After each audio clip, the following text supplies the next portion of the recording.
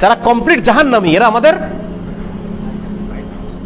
মানে বিনা হিসেবে জাহান্নামী যারা, এরা আমাদের মুসলমান ছেলেদের আইকন। হ্যাঁ, মেসি কি জান্নাতি? জান্নাতে যাবে?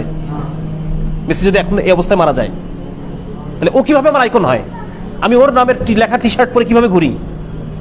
তার প্রতি আমার ভালোবাসা কিভাবে জন্মায়? কিভাবে জন্মায়? আমি তো মুসলমানের সন্তান। আমার আইডল হওয়ার কথা ছিল মুহাম্মদ রাসূলুল্লাহ সাল্লাল্লাহু আলাইহি ওয়াসাল্লাম। আমার আইডল হওয়ার কথা ছিল আবু বকর, ওমর, খালিদ ইবনে ওয়ালিদ, মুহাম্মদ বিন কাসেম, হ্যাঁ, মাহমুদ গজনবী, এরা আমাদের আইডল হওয়ার কথা ছিল। আজকে আমাদের আইডল কারা? যারা বিনা হিসেবে জাহান্নামী।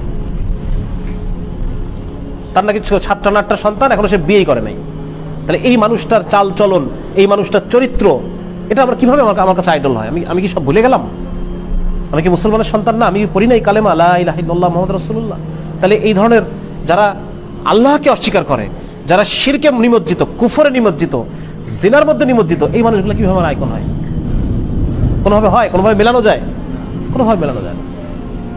এই জন্য এইটা মনে করার কোনো কারণ নাই যে আমি এখন আমার যে যৌবনকাল, এইটা আমি যেভাবে ইচ্ছা সেভাবে চলবো, বৃদ্ধ বয়সে গিয়ে আমি ভালো হয়ে যাব। এটা যদি আমি মনে করি, আমি অনেক বড় ভুল করলাম।